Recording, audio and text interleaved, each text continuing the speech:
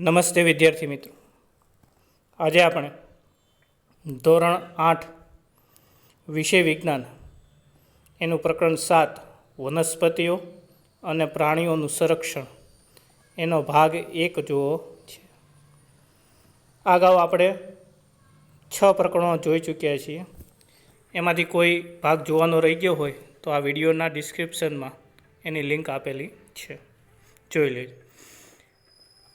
ભાગ 1માં આપણે આગળ વધીએ એ પહેલાં આ પ્રકરણને લગતી કેટલીક બાબતો જે આપણે આગલા ધોરણોમાં કે આગલા પ્રકરણોમાં શીખ્યા છે એની યાદ કરી લઈએ. આપણને ખબર છે કે આપણી આસપાસ અનેક પ્રકારના પ્રાણીઓ અને વનસ્પતિઓ જોવા મળે છે. પછી પાલતુ પ્રાણીઓ અને વન્ય પ્રાણીઓમાં પણ ઘણી બધી વિવિધતા છે. જો પાલતુ પ્રાણીઓ છે એમાં વિવિધતા છે, જેમ કે કૂતરો છે, ગાય છે, ભેંસ છે, આ બધા પાલતુ પ્રાણીઓ છે, તેમાં વિવિધતા છે. ભેંસનો રંગ, રૂપ, કદ, આકાર બધું જ અલગ છે, તો કૂતરાનું રંગ, રૂપ, કદ, આકાર જુદું છે. બરાબર. વન્ય પ્રાણીઓ વાઘ, સિંહ, હરણ, રીંછ એ બધાયના કદ, આકાર, ખોરાક એમાં બધાયમાં વિભિન્નતા છે. એટલે પાલતુ પ્રાણીઓ અને વન્ય પ્રાણીઓમાં પણ ઘણી બધી વિવિધતા છે. તો વનસ્પતિઓમાં ઘણી બધી વિવિધતા છે. કેટલીક વનસ્પતિ છે એ છોડ સ્વરૂપે છે, તુલસી છે, ગુલાબ છે, આવા બધા છોડ સ્વરૂપે છે. તો કેટલીક શુભ સ્વરૂપે છે, જેમ કે જાસૂદના જે વનસ્પતિ છે એ શુભ છે, ન છોડ ન વૃક્ષ, એની વચ્ચેનું જે કદ ધરાવતી વનસ્પતિ છે એને ક્ષુપ કહેવાય. તો કેટલીક છે એ વૃક્ષ સ્વરૂપે છે, પીપળો છે, લીમડો છે, આ બધાય વૃક્ષ સ્વરૂપે. એટલે કેટલી બધી વિભિન્નતા છે વનસ્પતિઓમાં. અને કેટલાક છે એ માત્ર ઘાસ સ્વરૂપે વનસ્પતિઓ છે. એટલે આપણી આસપાસ ચારે તરફ જેટલા પણ સજીવો છે એ વનસ્પતિ સ્વરૂપે હોય કે પ્રાણી સ્વરૂપે હોય, એમાં પુષ્કળ પ્રમાણમાં વિભિન્નતાઓ ભરેલી છે, જુદાપણું છે. દરેક સજીવ જુદો છે, દરેક સજીવમાં કંઈક વિશેષતા છે, દરેક સજીવ કંઈક અલગ છે. પછી જુદી જુદી વનસ્પતિઓના જે મૂળ, પ્રકાંડ અને પર્ણ જેવા અંગો છે એ સામાન્ય કામ તો કરે જ છે. મૂળ છે એ પાણી શોષવાનું કામ કરે, જમીન આરે વનસ્પતિને જકડી રાખવાનું કામ કરે. પ્રકાંડ છે એ વનસ્પતિને આધાર આપવાનું કામ કરે, સૂર્યના પ્રકાશની દિશામાં આગળ વધવાનું કામ કરે. પર્ણ છે તો એ પ્રકાશ સંશ્લેષણની ક્રિયાનું કામ કરે. આ બધા કાર્યો, સામાન્ય કાર્યો તો બધાય અંગો કરે જ છે, મૂળ, પ્રકાંડને પણ બધી વનસ્પતિઓ. પણ કેટલાક જુદા કાર્યો પણ કરે છે, જેમ કે ગાજર છે એ મૂળ છે એમાં ખોરાકનો સંગ્રહ થાય છે, એટલે એ ગાજર આપણે જે ખોરાક ખાઈએ છીએ ખોરાકનો સંગ્રહ કરે છે. તો કેટલાક પ્રકાંડ એવા છે જે આરોહી પ્રકાંડ છે, જે બીજી વનસ્પતિ ઉપર ચડવાનું કામ કરે, જેમ કે વેલ. તમે ઘણી બધી વેલો જોઈ છે. તે વેલમાં જે પ્રકાંડ છે એ શું કામ કરે છે? વનસ્પતિને આધાર આપવાનું કામ તો કરે, સાથે સાથે બીજી વનસ્પતિનો આધાર લઈને ઉપર ચડવાનું પણ કામ કરે છે, આરોહી છે. પર્ણ છે તો કોબીજ જે છે એના પર્ણો તમે જુઓ ખોરાક સંગ્રહનું કામ કરે છે. એટલે આપણે એ પર્ણનો ઉપયોગ આપણે ખોરાક માટે કરીએ છીએ, બરાબર. એમાં કારણ કે એના પર્ણમાં ખોરાકનો સંગ્રહ થયેલો હોય. પ્રકાશ સંશ્લેષણનું કાર્ય તો કરે છે, સાથે સાથે ખોરાક સંગ્રહનું કાર્ય પણ કરે છે. એટલે દરેક વનસ્પતિ, દરેક પ્રાણી કંઈક અલગ છે, કંઈક વિભિન્નતા ધરાવે છે, કંઈક વિશેષ છે. તો આટલી બધી જે વિવિધતાઓ છે એ જળવાઈ રહે અને એનું સંવર્ધન થાય, એનો વિકાસ થાય, એ માટે આપણે શું શું કરી શકીએ એ આપણે આ પાઠમાં જોવાનું છે. આજે આ પાઠમાં આપણે શું શું શીખવું છે? તો પહેલું જોવું છે વન નાબૂદીના કારણો, પછી વન નાબૂદીના પરિણામો, વન અને વન્યજીવનનું સંરક્ષણ, જૈવ આરક્ષણ વિસ્તાર, વનસ્પતિ સૃષ્ટિ અને પ્રાણી સૃષ્ટિ, અને સ્થાનિક જાતિઓ. એવા કુલ 6 મુદ્દાની ચર્ચા આજે આપણે આ ભાગમાં કરવાની છે. સૌથી પહેલાં કેટલીક પ્રસ્તાવના રૂપ બાબતોને જોઈ લઈએ. જો ભરતપુર છે રાજસ્થાનનું પક્ષી અભયારણ્ય છે ત્યાં, પછી કાજીરંગા છે એ ગેંડા માટેનું રાષ્ટ્રીય ઉદ્યાન છે કાજીરંગા, પછી લોકચાવ વાઇલ્ડ લાઈફ અભયારણ્ય છે, ગ્રેટ નિકોબાર બાયોસ્ફિયર રિઝર્વ છે એટલે જૈવ આરક્ષિત પ્રદેશ, પછી વાઘ સંરક્ષિત વિસ્તાર છે, ગીરનું અભયારણ્ય છે સિંહ માટેનું. પછી આપણે ભાવનગરમાં વેળાવદર કાળિયારનું અભયારણ્ય છે. આ બધાય જૈવ આરક્ષિત ક્ષેત્રો છે. આરક્ષિત એટલે એને સુરક્ષિત કરેલા. કેટલાક વિસ્તારો એવા નક્કી કરેલા છે જે સુરક્ષિત છે આવા પ્રાણીઓ માટે, વનસ્પતિઓ માટે, એને જૈવ આરક્ષિત ક્ષેત્રો કહે છે. હવે સૌથી પહેલું આપણે જોઈએ વન નાબૂદી અને તેના કારણો. આપણી પૃથ્વી પર વિવિધ પ્રકારની વનસ્પતિઓ અને પ્રાણીઓ જોવા મળે છે. આપણે જ હમણાં જ યાદ કરવામાં આપણે જે ચાલો યાદ કરીએ એ ભાગમાં આપણે જુદી જુદી વનસ્પતિઓની ઓળખ કરી, પ્રાણીઓની ઓળખ કરી. જો આપણી આજુબાજુ કેટલી બધી વનસ્પતિઓ છે, એમાં વિવિધતા. જો તુલસી છે એનો છોડ છે, પછી આંબો છે તો એમાં સરસ મજાની કેવું કેરી જેવું ફળ આવે છે. પછી કેળા છે તો એ અલગ રીતે એના પાંદડા છે. ગુલાબ છે તો એના પર્ણો અલગ છે, એના પુષ્પો અલગ છે.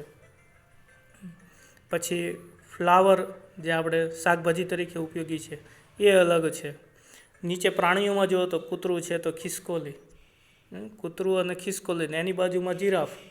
એટલે જો ક્યાં ખિસકોલીનું કદ અને ક્યાં જીરાફનું કદ, તો એની સામે કીડીનું કદ જુઓ. તો આ બધાય પ્રાણીઓ, બધી જ વનસ્પતિઓમાં કંઈક ને કંઈક વિવિધતાઓ છે. દરેક સજીવ અલગ છે. આ વિવિધતા છે એ માનવ જાતને ટકી રહેવા માટે આવશ્યક. આપણા અસ્તિત્વ માટે આ વિવિધતા જરૂરી છે. દરેક સજીવમાં રહેલી વિવિધતા છે એ આપણા માટે આવશ્યકતા. માની લો કૂતરું છે એ જીરાફના કદનું હોત તો આપણે ઘરમાં એને પાળી શકત? વિચારવા જેવું છે. તુલસીનો છોડ છે એના વૃક્ષ થતા હોત, તુલસીના છોડને બદલે વૃક્ષ થતા હોત તો દરેક ઘરમાં આપણે તુલસી રાખી શકત? કેરી છે એ તુલસીના છોડ જેટલા વૃક્ષમાં અથવા તો છોડમાં થતી હોત તો આટલું બધું ઉત્પાદન આપણને મળે? વિચાર કરો થોડી વાર માટે. એટલે જે કાંઈ છે વિશેષતાઓ, એ વિશેષતાઓ આપણા અસ્તિત્વ માટે, માનવના અસ્તિત્વ માટે જરૂરી છે. અને આ સજીવો છે એની વિવિધતાને કારણે એનો આપણે શિકાર કરીએ છીએ, એને નાશ કરીએ છીએ. પણ એના અસ્તિત્વ સામે મોટો ખતરો ઊભો થયો છે. અને એ મોટો ખતરો શેનાથી ઊભો થયો? તો કે વન નાબૂદી. તમે અગાઉ કંઈક ભણ્યા જશો કે એક વૃક્ષ હોય તો એના ઉપર 22 પ્રકારના પ્રાણીઓ નભતા હોય છે, 22 પ્રકારના સજીવો નભતા હોય છે. એટલે એક વૃક્ષ કપાય એટલે 22 પ્રકારના સજીવોના અસ્તિત્વ ઉપર ખતરો ઊભો થાય. એટલે આ વન નાબૂદી છે એને કારણે આવા બધા સજીવો છે એના અસ્તિત્વ ઉપર ખતરો આવી ગયો છે. આપણે 2 સ્લાઇડથી બોલીએ છીએ વન નાબૂદી, વન નાબૂદી. ખરેખર વન નાબૂદી છે શું? વન નાબૂદી એટલે તો કે વનનો નાશ કરીને, એટલે આવા જંગલો છે, વૃક્ષોનો એક આરે સામૂહિક નાશ કરીને, સામૂહિક રીતે એને કાપી નાખી અને એ જે જમીન છે જ્યાં વૃક્ષો ઉગેલા છે એ જમીનનો ઉપયોગ આપણે બીજા કોઈ કાર્યો માટે કરીએ તો એને વન નાબૂદી કહે છે. હવે આ વન નાબૂદી આપણે શા માટે કરવી પડે છે? તો સૌથી પહેલાં એ છે કે ભાઈ ખેતી માટેની જગ્યા મેળવવા માટે. જો વૃક્ષો હોય, વન હોય તો ત્યાં ખેતી ન થઈ શકે, આપણે ઈચ્છીએ એ પાક ન લઈ શકીએ, બરાબર? એટલે ખેતીલાયક જગ્યા આપણે ઓછી પડે. શું કરવા ઓછી પડે? તો કે માનવની વસ્તી વધતી જાય. માનવની વસ્તી વધતી જાય છે એટલે માનવીની અન્નની જરૂરિયાત વધતી જાય છે. અને એ અન્નની જરૂરિયાત પૂરી કરવા માટે વધુ ખેતીની જરૂર પડે છે, ખેત ઉત્પાદન વધારવાની જરૂર પડે. અને ખેત ઉત્પાદન વધારવા માટે જમીનની જરૂર પડે. તો એ જમીન ક્યાંથી મળે? તો કે આ રીતે જે વનો છે, પ્રાકૃતિક રીતે ઉગેલા વનો છે, એ વનોનો નાશ કરીને એ જગ્યા ઉપર ખેતી કરવામાં આવે. એ માટે થઈને એક તો વન નાબૂદી કરવામાં આવે. બીજું, જેમ વસ્તી વધતી જાય એમ રહેવા માટે લોકોને ઘર અને ઘર ઉપયોગી વસ્તુઓની જરૂર પડે. તો એ ઘર ઉપયોગી વસ્તુનું ઉત્પાદન કરવા માટે કારખાનાઓ જોઈએ. એટલે ઘર અને કારખાનાઓને બનાવવા માટે પણ આપણે વન નાબૂદી કરીએ છીએ. પછી ફર્નિચર અને લાકડાનો બળતણ તરીકે ઉપયોગ કરવા માટે આપણે જુદું ફર્નિચર બનાવવા માટે લાકડાનો ઉપયોગ કરીએ. એટલે એ લાકડા શેમાંથી મળે? વૃક્ષોમાંથી. અને એ વૃક્ષોમાંથી લાકડું મેળવવા માટે આપણે વૃક્ષોને કાપી નાખીએ. એવી રીતે બળતણ તરીકે હમણાં જ આપણે આગલા પાઠમાં જોયું છે દહન અને જ્યોતમાં કે લોકો લાકડાને હજી પણ બળતણ તરીકે એનો ઉપયોગ કરીએ છીએ. અને ચોથું કારણ છે એ કુદરતી છે. કુદરતી રીતે આગ લાગે અથવા તો ભયંકર દુષ્કાળ પડે એટલે આપોઆપ વનના જે વૃક્ષો છે એ નાશ પામે, તો એ કુદરતી આ વન નાબૂદીનું કારણ છે. પહેલાં 3 કારણ છે એ માનવીય સર્જિત, માનવ સર્જિત કારણો છે જેને કારણે વન નાબૂદી થાય છે. તમારા માટે ગૃહ કાર્ય છે, નોંધી લેશો.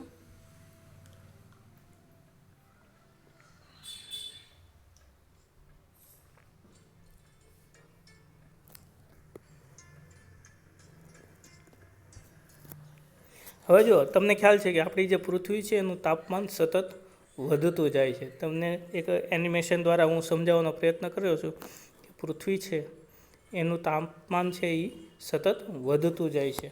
એ વધવાનું કારણ શું છે? તો કે વન નાબૂદીના પરિણામ સ્વરૂપ આ બધું થાય છે.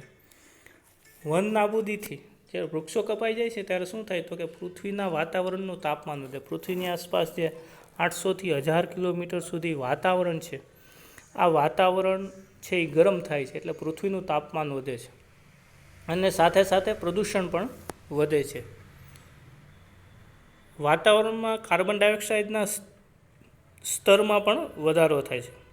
વાતાવરણનું જે કાર્બન ડાયોક્સાઇડનું સ્તર છે એટલે કે કાર્બન ડાયોક્સાઇડનું જે પ્રમાણ છે એ પ્રમાણમાં પણ વધારો થાય છે.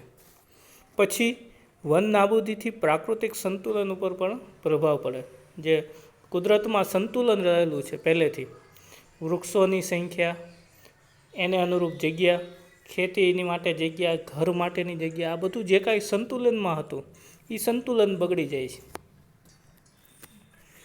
પછી આવી જ રીતે જો વન નાબૂદી આપણે ચાલતી રહી, ધીમે ધીમે આપણે વૃક્ષો કાપતા જ રહીએ, તો વરસાદ અને ભૂમિની ફળદ્રુપતા બંનેમાં ઘટાડો થાય. કારણ કે તમને ખબર છે વૃક્ષો છે એ હવામાં ભેજનું પ્રમાણ વધારે, અને ભેજનું પ્રમાણ વધે એટલે વરસાદ આવે, બરાબર. એટલે વૃક્ષોની સંખ્યા ઓછી થઈ જાય એટલે વરસાદનું પ્રમાણ પણ ઓછું થઈ જાય, અને વરસાદનું પ્રમાણ ઓછું થઈ જાય એટલે જમીનની જે ફળદ્રુપતા છે એ પણ ઓછી થઈ જાય.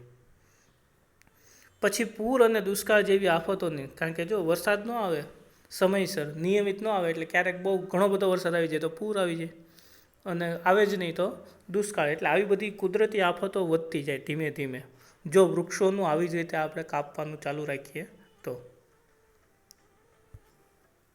પછી આપણને ખ્યાલ છે કે વનસ્પતિ છે એ દિવસ દરમિયાન પ્રકાશ સંશ્લેષણની ક્રિયા કરે છે. આ દિવસ દરમિયાન પ્રકાશ સંશ્લેષણની ક્રિયામાં એ કાર્બન ડાયોક્સાઇડ વાયુનો ઉપયોગ કરે અને ઓક્સિજન વાયુ છે એ મુક્ત કરે, બરાબર. એટલે જો વૃક્ષો કપાઈ જાય, સમજવા જેવું છે કે વૃક્ષો કપાઈ જાય એટલે વૃક્ષો પ્રકાશ સંશ્લેષણની ક્રિયા ઓછી થઈ જાય, અને પ્રકાશ સંશ્લેષણની ક્રિયા ઓછી થઈ જાય એટલે એમાં જે કાર્બન ડાયોક્સાઇડ વપરાય છે એ વપરાતો ઓછો થઈ જાય, એટલે કાર્બન ડાયોક્સાઇડનો જથ્થો વધે, અને કાર્બન ડાયોક્સાઇડનો જથ્થો વધે એટલે એ કાર્બન ડાયોક્સાઇડનો સ્વભાવ છે કે એ સૂર્યમાંથી આવતી જે ગરમીના કિરણો છે પૃથ્વી ઉપર પડે, અને પૃથ્વીમાંથી પાછા પરાવર્તિત થઈને અવકાશ તરફ જ્યારે જતા હોય ત્યારે એને શોષી લે. આવા પરાવર્તિત કિરણોને શોષી લે એટલે એની માત્રામાં વધારો થાય, એની ગરમીમાં વધારો થાય. ગરમીને શોષી લેવાનો ગુણધર્મ છે. કાર્બન ડાયોક્સાઇડ છે એનો એક સ્વભાવ એવો છે, એ ગરમીને શોષી લે છે. એટલે સૂર્યમાંથી જે પ્રકાશના અને ઉષ્માના જે કિરણો છે એ પૃથ્વી ઉપર પડે, અને ત્યાંથી પરાવર્તન પામીને જ્યારે પાછા એ અવકાશ તરફ પરાવર્તન પામે ત્યારે એને એ શોષી લે છે. અને કાર્બન ડાયોક્સાઇડ ભારે વાયુ છે, આગલા પાઠમાં જ જોયું, આગ ઓલાવવા માટે કાર્બન ડાયોક્સાઇડનો ઉપયોગ થાય કારણ કે ઓક્સિજન કરતાં એ ભારે વાયુ છે, એટલે એ પૃથ્વીની નજીક રહે. એટલે કાર્બન ડાયોક્સાઇડ વાયુ છે એ ધીમે ધીમે ગરમ થાય, કારણ કે એનો સ્વભાવ છે એ ગરમીને શોષી લેવાનો. એ ગરમ થાય એટલે એ પૃથ્વીના વાતાવરણને ગરમ કરે અને પૃથ્વીનું તાપમાન વધારે, જેને કારણે ગ્લોબલ વોર્મિંગ થાય. હવે આપણે જલચક્ર વિશે પણ જાણીએ છીએ. પૃથ્વી ઉપર જે જલચક્ર ચાલે છે કેવું ચાલે છે કે નદી, તળાવ કે સરોવર કે સમુદ્ર, એનું જે પાણી હોય એ સૂર્યપ્રકાશમાંથી ગરમ થાય, સૂર્યપ્રકાશથી ગરમ થાય અને વરાળમાં રૂપાંતરિત થાય, અને એ વરાળ છે એ અવકાશમાં જાય. ત્યાં ભેજના કણો આ વરાળ આ બધું છે એ વાદળનું સ્વરૂપ ધારણ કરે, એ ઠંડુ પડે એટલે એ પાણી રૂપે, એ વરસાદ રૂપે પાણી છે એ પાછું જમીન ઉપર પડે. એ જે જમીન ઉપર પડેલું પાણી છે એ કેટલુંક વૃક્ષોમાં કામમાં આવે, કેટલુંક જમીનમાં ભૂગર્ભ જળ તરીકે, અને બાકીનું પાણી છે એ ફરી પાછું નદી, તળાવ કે સમુદ્રમાં આવે. એટલે આમ આખું જે પાણીનું જે ચક્ર છે એ ચાલતું રહે, જલચક્ર. બીજો એક પ્રયોગ તમે 7મા ધોરણમાં ભણ્યા છો કે વૃક્ષો છે એ જમીનનું ધોવાણ અટકાવે છે. કેવી રીતે તમે જુઓ, આ પ્રયોગ તમે ત્યાં પણ જોયો છે કે 3 બોક્સ લઈએ, 3 બોક્સમાં એકમાં ખાલી માટી રાખીએ તો એમાંથી જે નીકળતું પાણી છે એ ખૂબ ડોળું હોય. જુઓ પહેલું બોક્સ, બરાબર. પછી બીજું છે એમાં થોડા ઓછા વૃક્ષો હોય તો એમાં થોડું ઓછું ડોળું પાણી નીકળે, અને જ્યારે ઝાઝા વૃક્ષો હોય અને એમાંથી જ્યારે પાણી પસાર થઈને આવે તો એ લગભગ ડોળું હોતું નથી, ક્લીન પાણી હોય અથવા ચોખ્ખું પાણી હોય. એટલે આ પ્રયોગ શું બતાવે છે તો કે જ્યારે વૃક્ષો નથી હોતા ત્યારે જમીનનું ધોવાણ વધારે થાય છે. એટલે જ પહેલા બોક્સમાં પાણી છે એ ડોળું જોવા મળે છે, માટીના કણો છે એ ઢસડાઈને પાણીમાં આવી જાય. બીજામાં થોડી વનસ્પતિ છે એટલે થોડું ઓછું ધોવાય છે માટીનું પ્રમાણ, અને ત્રીજામાં વધારે વનસ્પતિઓ છે એટલે સાવ ઓછું એમાં ધોવાય છે. આ પ્રયોગ તમે 7મા ધોરણમાં જોયેલો છે. જમીનને ધોવાણને લગતો મુદ્દો. જમીનનું ધોવાણ છે એને અટકાવવા માટે શેની જરૂર પડે? વૃક્ષોની જરૂર પડે છે.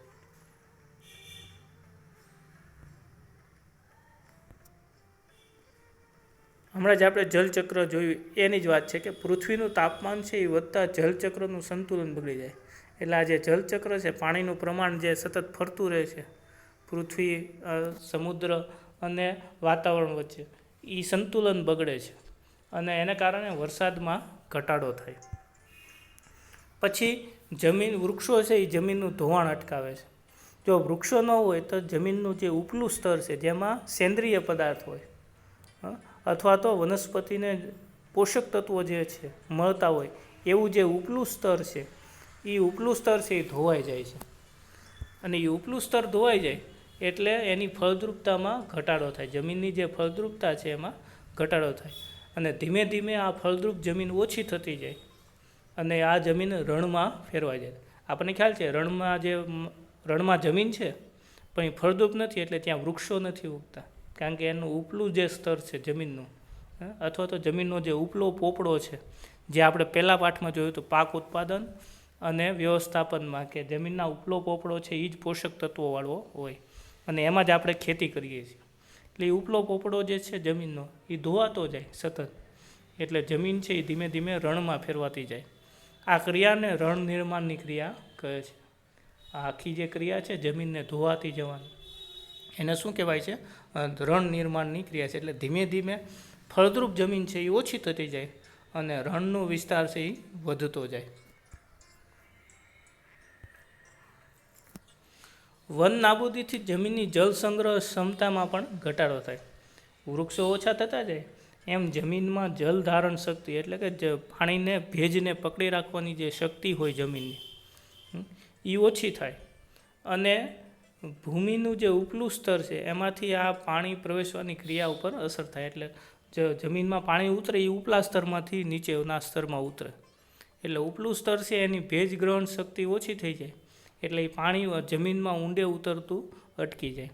જમીનમાં ઊંડે ન ઉતરે એટલે એ શું થાય તો કે આ પાણી છે એ જમીનની ઉપરથી જ વહેતું રહે સતત. તમે માટીમાં પાણીનો એક ગ્લાસ ઢોળી દો તો ધીમે ધીમે એ પાણી જમીનમાં ઊંડે ઉતરી જાય, એ રેડાશે નહીં. પણ એની જગ્યાએ લાદી કે એમાં પાણીનો એક ગ્લાસ ઢોળો તો એ રેડાઈ જશે, બરાબર. એક જગ્યાએથી બીજી જગ્યાએ દૂર સુધી એ પાણી રેડાશે. શું કરવા? તો કે એ જમીનમાં નથી ઉતરતું. એટલે જમીનનું જ્યારે ઉપલું સ્તર ધોવાઈ જાય છે ત્યારે એની ભેજ ધારણ શક્તિ છે એ ઓછી થઈ જાય, અને એને કારણે જે ઉપરથી નીચલા સ્તરમાં પાણીનું જે પ્રવેશ છે એ પ્રવેશ ઉપર અસર થાય અને પાણી છે એ જમીનમાં ઉતરતું બંધ થઈ જાય અને જમીન ઉપરથી વહેતું ચાલુ થઈ જાય, અને એ વહેતું ચાલુ થાય એટલે પૂર જેવી સ્થિતિ થાય. અત્યારે સામાન્ય વરસાદમાં તમને પૂર ન લાગે. શું કરો? તો કે જે કાંઈ વરસાદનું પાણી આવે એ બધું જમીનમાં ઊંડે ઉતરી જાય ભૂગર્ભ જળ તરીકે, ભેજ ધારણ શક્તિ વધારે હોય એટલે. પણ જો ભેજ ધારણ શક્તિ ઓછી થઈ જાય તો આ બધું પાણી ઉપરથી વહેતું આગળ વધે, એટલે એ પૂરની સ્થિતિનું નિર્માણ કરે. બીજું, ભૂમિના જે પોષક તત્વો છે અને એનું બંધારણ, હમણાં જ આપણે જોયું કે જમીનનું ઉપલું પોપડું છે અથવા તો ઉપલું જે સ્તર છે એ જ પોષક તત્વોવાળો છે. એટલે એ ધોવાઈ જાય એટલે જમીનની પોષક તત્વો ઓછા થતા જાય અને જમીનનું બંધારણ એ થાય, એટલે કે એની ફળદ્રુપતા ઓછી થઈ જાય, એની ઉત્પાદન છે એ ઓછું થઈ જાય, એના ઉપર વન નાબૂદીની અસર થાય.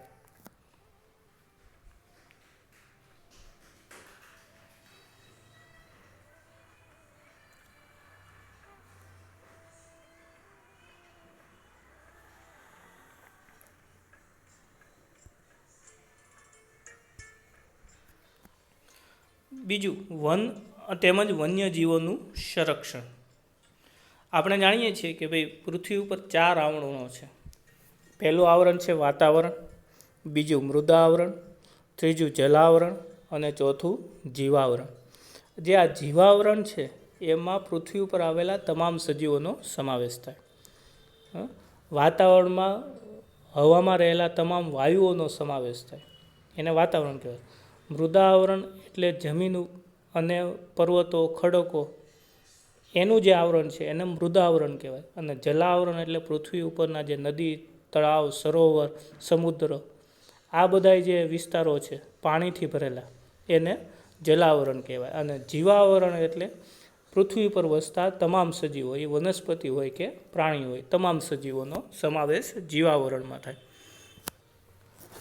પછી જૈવ વિવિધતા, આપણે પાઠની શરૂઆતથી આ શબ્દ બોલતા આવીએ છીએ, જૈવ વિવિધતા. જૈવ વિવિધતા એટલે શું?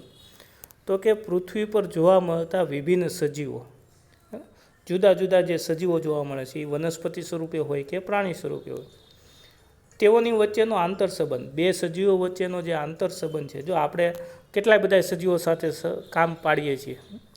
સવાર પડે ત્યારે આપણે ખોરાક લઈએ, તે ખોરાક માટે આપણે શેની જરૂર પડે? અનાજની. અનાજ શું છે? વનસ્પતિ, અને વનસ્પતિ સજીવ છે. એટલે આપણીને વનસ્પતિ વચ્ચે આંતરસંબંધ થયો. વનસ્પતિ ઉગવા માટે શેની જરૂર પડે? તો કે બીજની જરૂર પડે. એ બીજ ક્યાંથી આવ્યા? તો કે એ પણ કોઈ વનસ્પતિમાંથી આવ્યા. તો એ બીજ શું છે? સજીવ છે. તો એ સજીવ અને એ વનસ્પતિ વચ્ચેનો સંબંધ થયો. અળસિયા છે એ ખેતીમાં મદદરૂપ થાય, એટલે અળસિયા પોતે સજીવ છે અને વનસ્પતિ પોતે સજીવ છે, એટલે એમની વચ્ચેનો આંતર સંબંધ થયો. પછી એમનો પર્યાવરણ સાથે સંબંધ, આપણે એના અજૈવિક ઘટકો સાથે પણ સંબંધ છે સજીવોને. જો વનસ્પતિ ઉગે છે તો એના માટે માટીની જરૂર પડે, જમીનની. તો જમીન એ અજૈવિક ઘટક છે, પર્યાવરણનો ઘટક છે. પાણી એ પર્યાવરણનો ઘટક છે. ફળદ્રુપતા, જે સેન્દ્રિય પદાર્થો છે એ પણ પર્યાવરણનો ઘટક છે. એટલે આ બધું જે છે એ સજીવ સાથે એનો સંબંધ. એટલે જૈવ વિવિધતા એટલે શું? તો કે આ જુદા જુદા સજીવો અને એ સજીવોની બીજા સજીવો સાથે અને પર્યાવરણ સાથે શું શું સંબંધ છે, કેવો સંબંધ છે, એને આપણે જૈવ વિવિધતા કહીએ છીએ.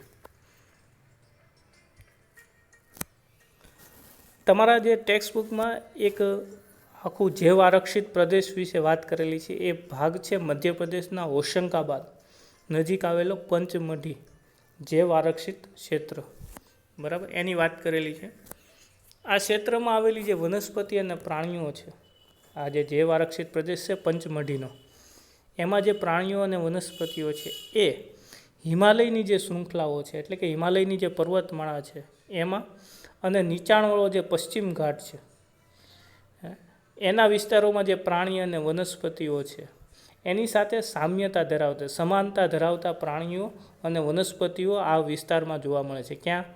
મધ્યપ્રદેશના હોશંગાબાદમાં આવેલા પંચમઢી જૈવ આરક્ષિત ક્ષેત્રમાં. આવા જૈવિક મહત્વ ધરાવતા ક્ષેત્રનું સંરક્ષણ કરવું એ આપણી રાષ્ટ્રીય પરંપરા છે. આપણા સંસ્કૃતિનો એક ભાગ છે કે ભાઈ આવા જે વિસ્તારો છે એનું આપણે રક્ષણ કરીએ. જ્યાં વિવિધતા જોવા મળે છે વનસ્પતિમાં, પ્રાણીઓમાં, એવા વિસ્તારનું આપણે રક્ષણ કરવું એ આપણી સૌની ફરજમાં આવે, અને એ જ આપણી પરંપરા છે.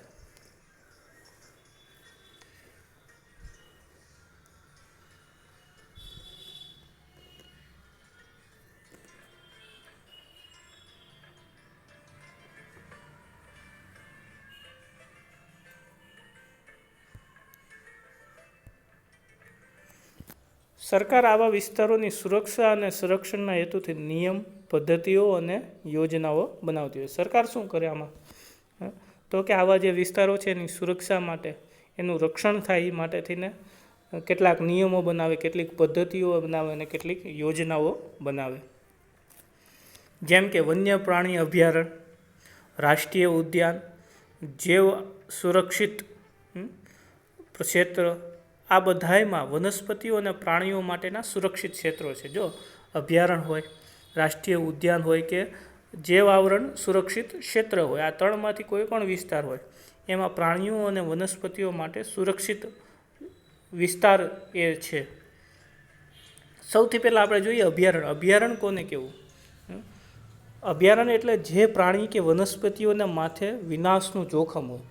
કેટલાક પ્રાણીઓ, કેટલીક વનસ્પતિઓ એવી છે જે લુપ્તતાને આરે છે અથવા તો વિનાશને આરે છે. જેમ ડાયનોસોર અત્યારે આપણને પૃથ્વી પર જોવા નથી મળતા, એમ અત્યારે ઘણી બધી એવા પ્રજાતિઓ છે વનસ્પતિની અને પ્રાણીઓની જે કદાચ ભવિષ્યમાં આપણને જોવા મળશે નહીં. તો આવા પ્રાણીઓનું સંરક્ષણ થાય, એ લુપ્ત ન થઈ જાય, એનો વિનાશ ન થઈ જાય, એ માટે એનો વિકાસ થાય, એનું સંવર્ધન થાય, એ માટે સુરક્ષિત કરેલો વિસ્તાર, એવો ચોક્કસ નક્કી કરેલો જે વિસ્તાર છે એને શું કહેવાય છે? અભયારણ્ય. અભયારણ્યમાં શું હોય? તો કે અભયારણ્યમાં કેટલીક મર્યાદામાં માનવીય પ્રવૃત્તિની છૂટ હોય. તમે એ વિસ્તારમાં પ્રવેશી શકો, ત્યાંના અધિકારીઓની મંજૂરીથી તમે પશુને ચારો ખવડાવી શકો, આવી બધી કેટલીક છૂટછાટો હોય. અને ચોક્કસ પ્રજાતિની વનસ્પતિ કે પ્રાણીઓના રક્ષણ માટે રાજ્ય સરકાર એને બનાવે. આ વિસ્તારનું સ્થાપના કોણ કરે? રાજ્ય સરકાર બનાવે છે. બરાબર છે. હવે આપણે જોવું છે રાષ્ટ્રીય ઉદ્યાન. રાષ્ટ્રીય ઉદ્યાન એટલે શું? એમાં ને અભયારણ્યમાં શું ફેર છે એ પણ આપણે સમજશું.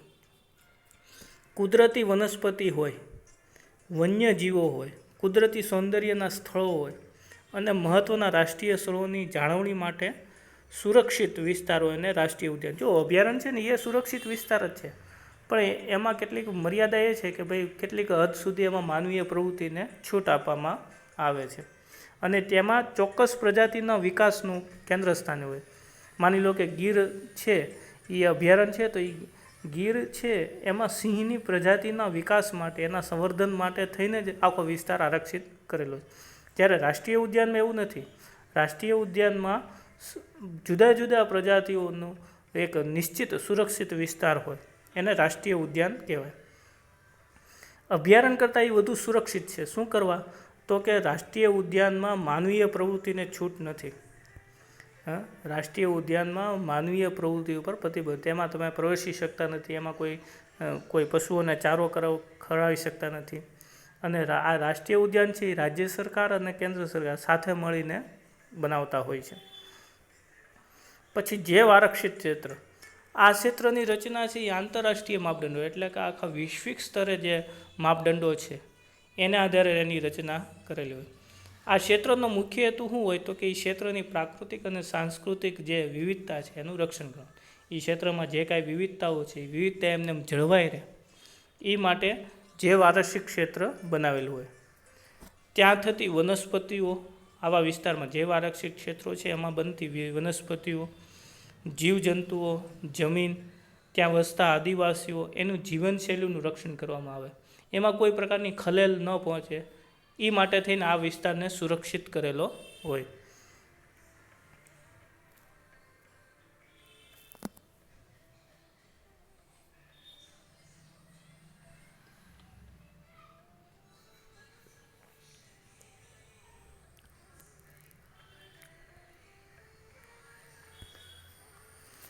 જૈવ આરક્ષિત ક્ષેત્રમાં બહારની તમામ પ્રકારની માનવીય પ્રવૃત્તિ ઉપર સંબંધ. જો રાષ્ટ્રીય ઉદ્યાનમાં માનવીય પ્રવૃત્તિ ઉપર પ્રતિબંધ છે, એમ જૈવ આરક્ષિત ક્ષેત્રમાં બહારની વ્યક્તિને, અંદર જે એ વિસ્તારની અંદર રહેતા હોય, જે આદિવાસી કે અન્ય કોઈ માનવ સમુદાય રહેતું હોય, તો એને એની પ્રવૃત્તિ કરવાની છૂટ હોય, પણ બહારની કોઈ માનવીય પ્રવૃત્તિ ઉપર પ્રતિબંધ હોય. અહીંયા નવી બાબત એ છે કે આ વિસ્તાર છે ઓછામાં ઓછો 5000 ચોરસ કિલોમીટરથી વધારે હોય. આ જૈવ આરક્ષિત વિસ્તાર છે એનું માપ છે એ 5000 ચોરસ કિલોમીટર કરતાં વધુ હોય એવો વિસ્તાર જે છે એને તે જૈવ આરક્ષિત પ્રદેશ કહેવાય. હવે આપણા જિલ્લામાં, રાજ્યમાં અને આપણા દેશમાં રાષ્ટ્રીય ઉદ્યાન કયા કયા છે, આ તો નમૂનારૂપ એક એક આપેલા છે. આ સિવાય ઘણા બધા આપણા દેશમાં, રાજ્યમાં અને જિલ્લામાં હોઈ શકે. જેમ કે આપણો જિલ્લો એટલે ભાવનગર જિલ્લો. ભાવનગર જિલ્લામાં તમે જુઓ વેળાવળ છે એ કાળિયારનું રાષ્ટ્રીય ઉદ્યાન છે. આપણે ત્યાં જિલ્લામાં અભયારણ્ય એક પણ નથી. પછી જૈવ આરક્ષિત ક્ષેત્ર એટલે વિક્ટોરિયા પાર્ક, એમાં ઘણી બધી વનસ્પતિઓ થાય છે એટલે એને આરક્ષિત પ્રદેશ કરેલો છે. આમ આરક્ષિત પ્રદેશ એટલા માટે ન થઈ શકે કારણ કે 5000 ચોરસ કિલોમીટરનો વિસ્તાર એમાં જોઈએ ઓછામાં ઓછો, એ નથી. પછી રાજ્યની વાત કરીએ, ગુજરાત રાજ્યમાં ગીર રાષ્ટ્રીય ઉદ્યાન છે, એ સિવાય ગણાય છે. પછી નળ સરોવરનું પક્ષી અભયારણ્ય છે, સુરેન્દ્રનગર અમદાવાદ જિલ્લાનું, બરાબર. પછી કચ્છનું જે રણ છે એ જૈવ આરક્ષિત પ્રદેશ છે, આખો જે ઘુડખરનું ને એ બધી જે વન્ય જે જીવો છે એના માટે આરક્ષિત પ્રદેશ છે. પછી દેશની વાત કરીએ આપણે ભારતમાં, તો કાઝીરંગા રાષ્ટ્રીય ઉદ્યાન, જેમાં ગેંડાઓની આખું જાતિઓ છે, જુદી જુદી જાતિઓના વિકાસ માટે. પછી કેરળમાં આવેલું પેરિયારનું અભયારણ્ય, બરાબર. અને નિકોબારમાં આવેલું જૈવ આરક્ષિત પ્રદેશ છે, અંદમાન નિકોબારના જે ટાપુઓ છે એ આખો વિસ્તાર છે એ આ જૈવ આરક્ષિત પ્રદેશ છે. એટલે આ તો નમૂનારૂપ એક એક નામ લખેલા છે અહીંયા. આ સિવાયના ઘણા બધા આપણા દેશમાં, રાજ્યમાં અને જિલ્લામાં હોઈ શકે. જૈવ વિસ્તારના રક્ષણ માટે જૈવ આરક્ષણ વિસ્તાર બનાવવામાં આવ્યા છે. આ જે સજીવો છે એની વિવિધતા જળવાઈ રહે, એમનું સંરક્ષણ થાય એ માટે આવા જૈવ આરક્ષણ વિસ્તારો બનાવ્યા છે. પંચમઢી છે એ જૈવાવરણ આરક્ષિત વિસ્તારમાં સાતપુડા નામનો, જે આજે પંચમઢીની જે વાત કરીએ છીએ, જે તમને ટેક્સ્ટ બુકમાં આપેલો છે, એ ટેક્સ્ટ બુકમાં પંચમઢી નામનો જે જૈવ આરક્ષિત પ્રદેશ છે એમાં સાતપુડા નામનો એક રાષ્ટ્રીય ઉદ્યાન પણ આવેલો છે. અને બોરી અને પંચમઢી નામના 2 વન્ય પ્રાણી અભયારણ્યો પણ છે. એટલે એક જ ઓલામાં અભયારણ્ય પણ છે, રાષ્ટ્રીય ઉદ્યાન પણ છે અને જૈવ આરક્ષિત વિસ્તાર છે. જો આખો જે નકશામાં દેખાડેલો વિસ્તાર છે એ જૈવ આરક્ષિત પ્રદેશ છે, એમાં જુદા જુદા રાષ્ટ્રીય ઉદ્યાનો અને અભયારણ્યો પણ આવેલા છે. હવે આપણે જોવું છે વનસ્પતિ સૃષ્ટિ અને પ્રાણી સૃષ્ટિ. કેટલાક પ્રાણીઓ અને વનસ્પતિ કોઈ વિશિષ્ટ વિસ્તારમાં જ જોવા મળે છે. જેમ કે ઘુડખર છે, જંગલી ગધેડા, એ કચ્છના રણમાં જ જોવા મળે છે. એવી રીતે કેટલીક વનસ્પતિઓ જે ચોક્કસ વિસ્તારમાં જ આપણને જોવા મળે. તો આવા વિશિષ્ટ વિસ્તારમાં જોવા મળતી જે વનસ્પતિઓ છે એને તે વિસ્તારની વનસ્પતિ સૃષ્ટિ, અને એ પ્રાણીઓને એની પ્રાણી સૃષ્ટિ કહેવાય. કચ્છના રણ માટેની પ્રાણી સૃષ્ટિમાં ઘુડખર પહેલાં આવે, કારણ કે એ ત્યાં જ જોવા મળે છે આખા વિશ્વમાં, બીજે કોઈ જગ્યાએ જોવા મળતું નથી. પછી ભાવનગર જિલ્લામાં આવેલું વેળાવદરમાં કાળિયાર હરણનું જે વિસ્તાર છે એ ત્યાં જ જોવા મળે છે, બીજે કોઈ જગ્યાએ કાળિયાર જોવા મળતા નથી. એટલે આ બધી જે વિવિધતા છે અથવા તો વિશેષતા છે એને કારણે એ જે પ્રદેશ છે એની એ વનસ્પતિ સૃષ્ટિ અથવા તો પ્રાણી સૃષ્ટિ કહેવાય છે.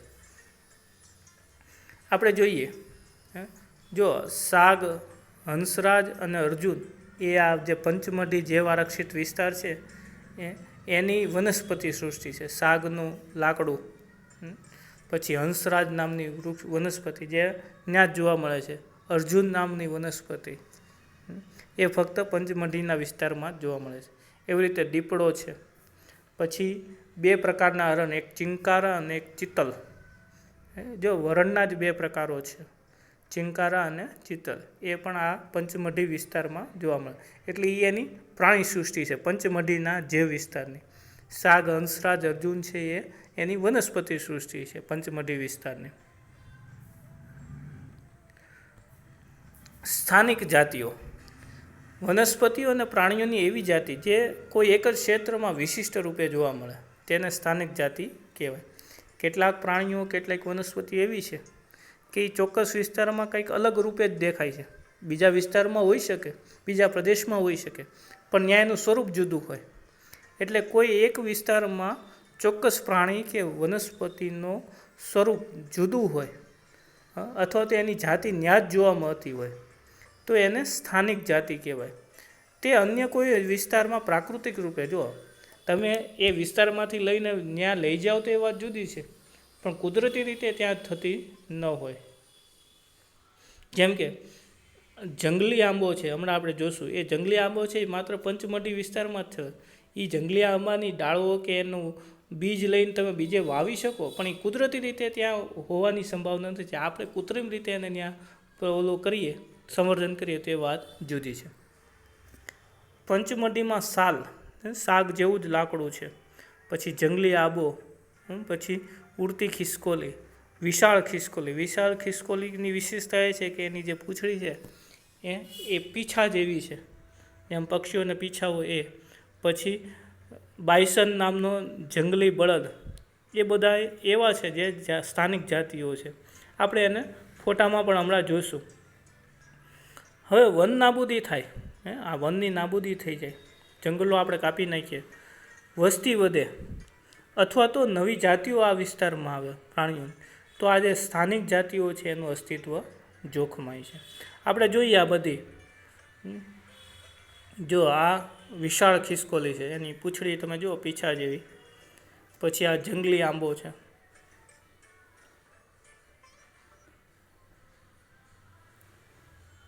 આ સાલનું વૃક્ષ છે.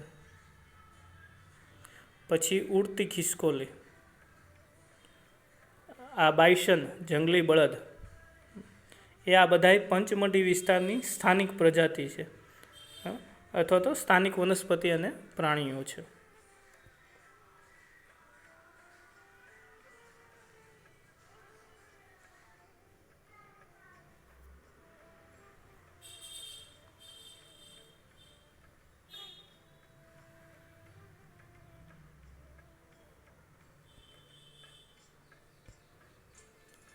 હવે આપણને પ્રશ્ન થાય કે જાતિ એટલે શું? જાતિ એટલે સજીવોનો એવો સમૂહ જે મનુષ્ય એકબીજા સાથે આંતર પ્રજનન કરવા સક્ષમ હોય. જો આપણે બોલીએ છીએ મનુષ્ય જાતિ, એટલે મનુષ્યની એક એવી જાતિ છે જે એકબીજા સાથે પ્રજનનની ક્રિયાથી જોડાવા માટે સક્ષમ હોય. પ્રજનન એટલે પોતાના જેવો નવો સજીવ ઉત્પન્ન કરવો, એને પ્રજનન કહેવાય. એનો અર્થ એવો છે કે એક જ જાતિના સભ્યો અન્ય જાતિઓ સિવાય બીજા કોઈ જાતિના સભ્યો સાથે પ્રજનનની ક્રિયાથી નથી જોડાતા, માત્ર એ જ જાતિના સભ્યો સાથે પ્રજનન ક્ષમતા ધરાવે છે અને સંતતિનું નિર્માણ કરે છે. એટલે કે જે પોતાના જેવા સજીવો છે એનું નિર્માણ કરે છે. જેમ કે કૂતરું છે તો એ કૂતરું અન્ય કૂતરા સાથે જ પ્રજનનની ક્રિયા કરી અને એના જે સંતતિ છે એના જેવા નવા સજીવોનું અસ્તિત્વને જન્મ આપે છે. મનુષ્ય છે તો બીજા મનુષ્ય સાથે જ પ્રજનનની ક્ષમતાથી જોડાય અને પોતાના જેવા નવા સજીવોનું નિર્માણ કરી શકે છે. એટલે એક જાતિના જે સજીવો છે એ જાતિના બીજા સભ્યો સાથે જ પ્રજનનની ક્રિયાથી જોડાઈ શકે, એને જાતિ કહેવામાં આવે. અથવા તો એવા સજીવોનો સમૂહ કે જે એકબીજા સાથે પ્રજનનની ક્રિયાથી જોડાયેલા હોય, એવા જાતિઓનો, એવા સજીવોનો જે સમૂહ છે એને શું કહેવાય? જાતિ કહેવાય. એક જ જાતિના સભ્યો સામાન્ય લક્ષણો ધરાવે. જો મનુષ્યમાં બધામાં સામાન્ય લક્ષણો હોય, બધા એક સરખા કદ, આકાર, ક્રિયાઓમાં બધે સરખા હોય. એટલે એક જ જાતિના જે સભ્યો છે, તમે કૂતરું જુઓ તો બધા જ કૂતરાના સામાન્ય લક્ષણો હોય. એની ઊંચાઈ, કદ, આકાર, એની વર્તણૂક, એનો બોલવાની રીતજાત, ખોરાક લેવાની રીતભાત, આ બધું એક સરખું હોય. એટલે એક જ જાતિના જે સભ્યો છે એ સામાન્ય લક્ષણો ધરાવતા હોય છે. બરાબર, આજે એટલું રાખીએ. સોમવારે આપણે ફરી વિભાગ 2માં આ જ પાઠનો કેટલીક અન્ય બાબતોની ચર્ચા કરશું. આપ સૌનો ખૂબ ખૂબ આભાર.